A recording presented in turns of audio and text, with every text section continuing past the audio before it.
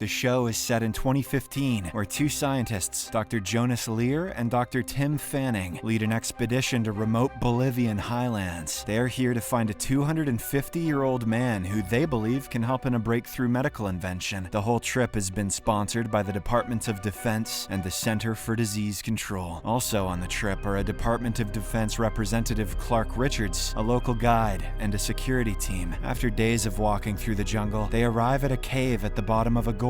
They quickly enter it and see that the 250-year-old man is locked inside a cage. A young boy with a bucket of blood seems to be unlocking the door. The American team cannot make sense of what is happening, and Tim steps forward to question the boy, but the latter tells them to leave, yelling the word jararaca, which means vampire in Spanish. At least it does when you pronounce it properly, which I did not. In the blink of an eye, all hell breaks loose as the vampire attacks Tim and goes straight for his neck. Clark finds a long wooden stake nearby and manages to drive it across the vampire's chest. However, the damage has already been done as Tim is bleeding profusely through his neck. The scene shifts to some time later, and we see Jonas praying in a clinic waiting room. He has lost all hope when suddenly something extraordinary happens. Tim walks out of the waiting room and looks completely healthy. He even exclaims that he feels amazing and that they have found what they're looking for, a great cure for all disease. You just gotta let someone bite your neck, man. It feels awesome. Jonas is elated to have his friend back, but he notices Tim's mouth is bleeding and his teeth also seem to be falling out. Through a narration, we get to know that this incident gave rise to Project Noah. It is a secretive, government-funded program where scientists experiment with Tim's blood serum. It contains a virus that could potentially cure all diseases, but could also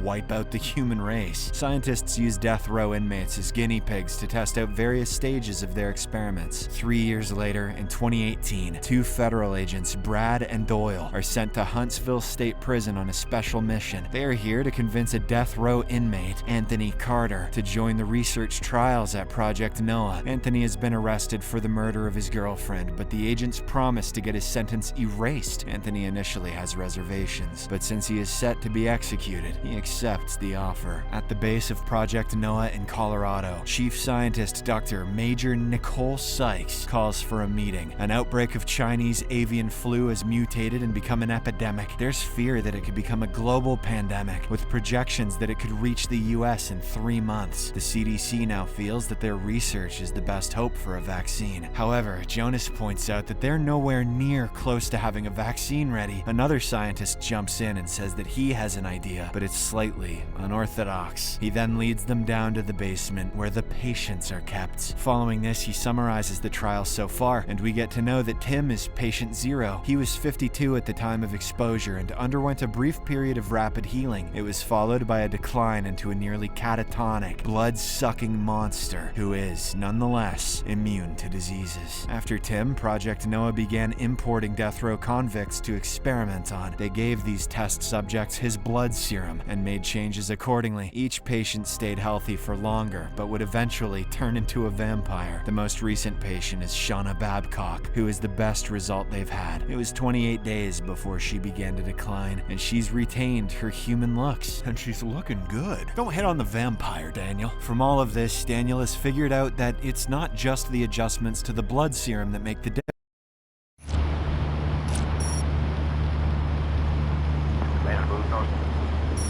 From all of this, Daniel has figured out that it's not just the adjustments to the blood serum that make the difference. It's the age of the subject, because the serum attacks neurons, and younger people have more of them. Anthony Carter, their latest patient, is 25 and will arrive at the compound tomorrow, but what they really need is a child who would react to the formula with minimal side effects. Find me a child that's in prison for life. The scene shifts, and we are introduced to Amy Bellafonte, whose mother passed away due to a drug overdose a few days ago. She has no immediate or even distant family, making her the perfect test subject. Back in Colorado, agents Brad and Doyle deliver the newest test subject, Anthony, to Project Noah's compound. They are then greeted by Clark, who embraces Brad warmly. It is revealed that they are old friends who served in special ops together. Clark then hands Brad their next assignment, the folder with Amy Bellafonte's information. A few hours later, the two agents arrive at Amy's foster home and have a conversation with her. Brad explains that the government thinks her mother died because she was exposed to a toxin, they are here to take Amy to a specialist in Colorado to see if she was exposed as well. However, Amy knows something shady is happening here and decides to run away. She packs up her stuff in a backpack, jumps out of a window, and then escapes. The agents notice this and start chasing her down the block. Doyle soon manages to corner her and tries to escort her away, but when Amy proceeds to fight, he has no choice but to slap her.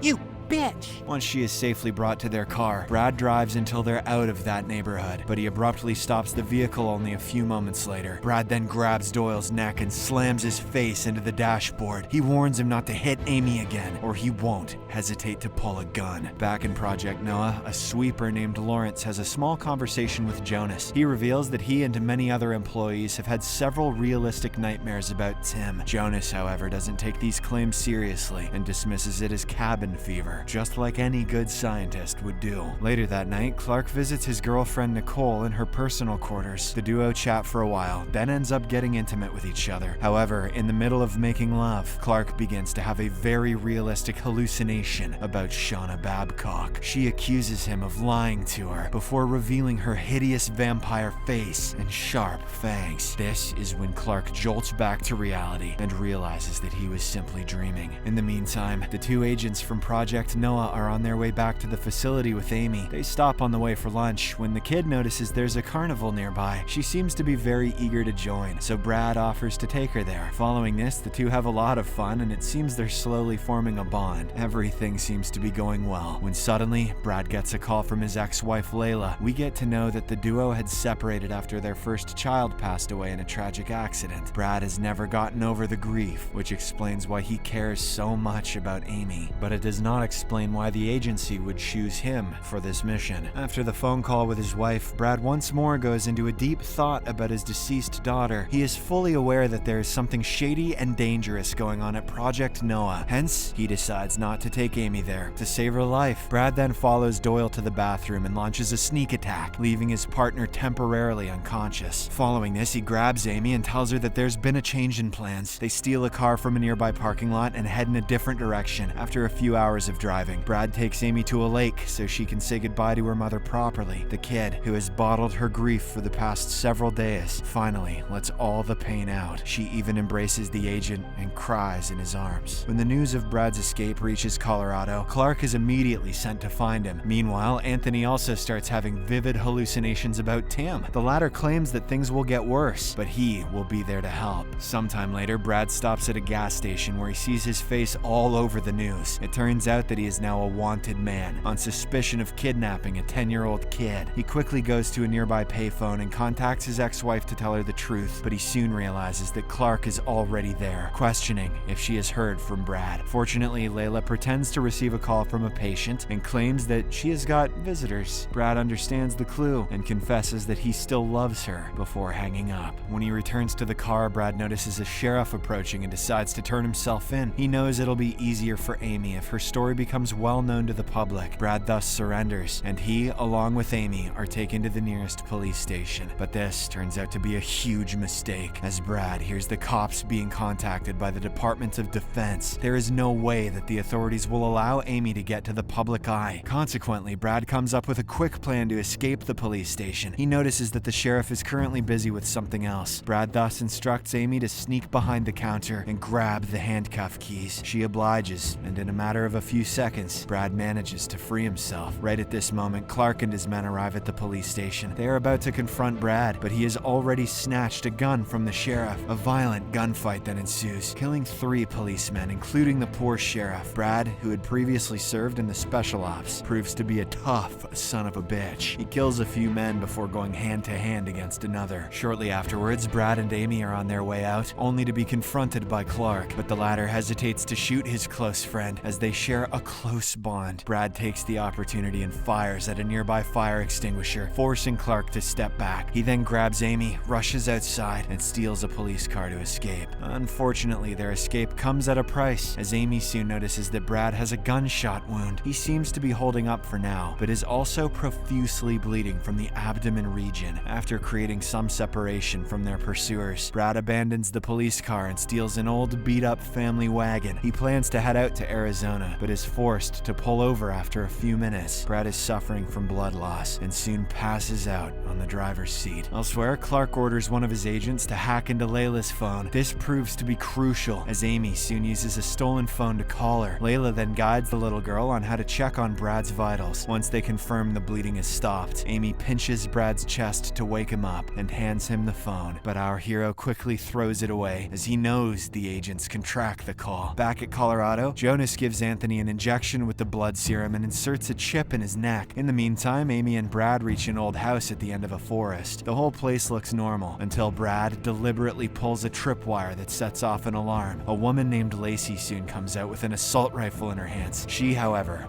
as soon as she sees her old friend, it is revealed that Lacey was Brad's drill instructor in the Navy and had warned him against taking this job at Project Noah. Nonetheless, she accepts his request to give them shelter for a few days. They are completely unaware that Clark has already managed to track down this location. The following morning, several armed agents make it to the property. Brad and Lacey are having breakfast when they hear alarms go off all over the house. They immediately grab their weapons and open fire at the incoming agents, but Lacey gets hurt in the process, forcing Brad to surrender. He hopes that this will give Amy enough time to get away through the back door. However, Clark threatens to kill Brad, so the little girl decides to surrender as well. The duo is then loaded up in armored vehicles and taken away. On their way to Colorado, Clark remembers the time when he first met Shauna. He had found some of his men trying to take advantage of her. Clark beat them up and sent them away before calming Shauna down. The two of them chatted about their upbringing and soon became friends. Clark had also promised her the tests wouldn't hurt. Once they reach the facility, Amy and Brad are immediately separated. Nicole then visits the girl and explains that she can be the last hope for millions of people. This finally convinces Amy, but she also has a condition. Brad has to be with her at all times. Moments later, Clark brings Brad over and he's given a rundown of what is happening in the lab. Nicole then explains the serious issue of the avian flu and how it might kill up to 3 million innocent people. Upon hearing this, Brad eventually agrees to cooperate, so long as Amy is given the choice to accept or reject medical procedures. He then joins her in her room, but discovers the doctors have already put a tracker chip in her neck. Later that afternoon, Nicole visits the room and injects the serum into Amy. This allows Tim, who is kept in a special cell in the basement, to sense the girl's presence.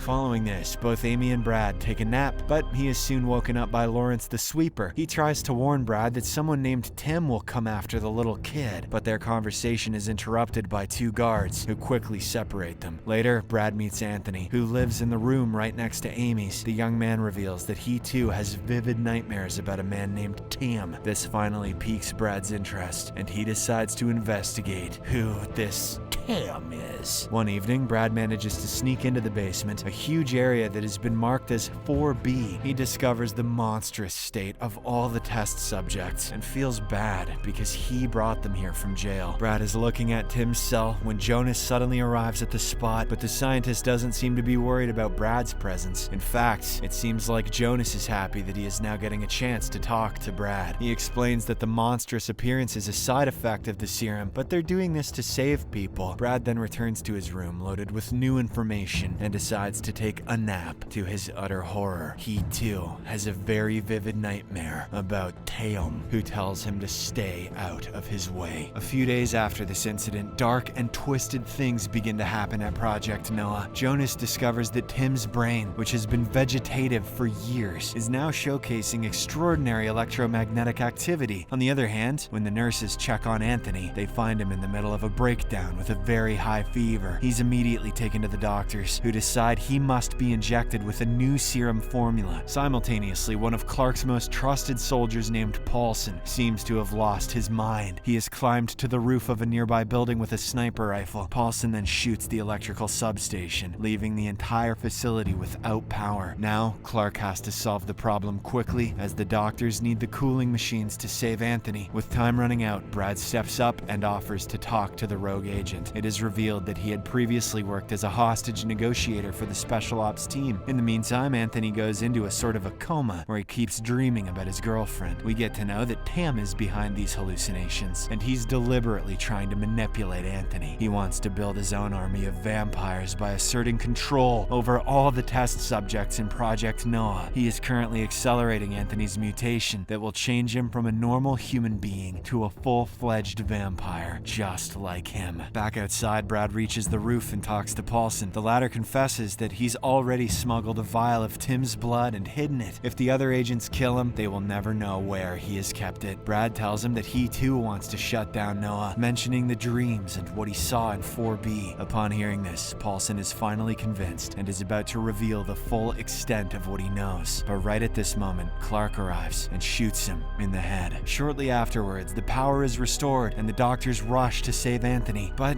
it's too late. Tim! Has successfully invaded his subconscious mind. It turns out that Anthony hadn't actually killed his girlfriend. She had ended her own life, and he was framed for it since he is a young black male. Harnessing this frustration, Tim coerces Anthony to give in and allow the mutation to take over his body. The latter surrenders and soon wakes up as a vampire. Anthony immediately attacks a doctor and begins to drink his blood. A desperate Jonas tries to help, but Nicole drags him into another room. The episode ends as she discovers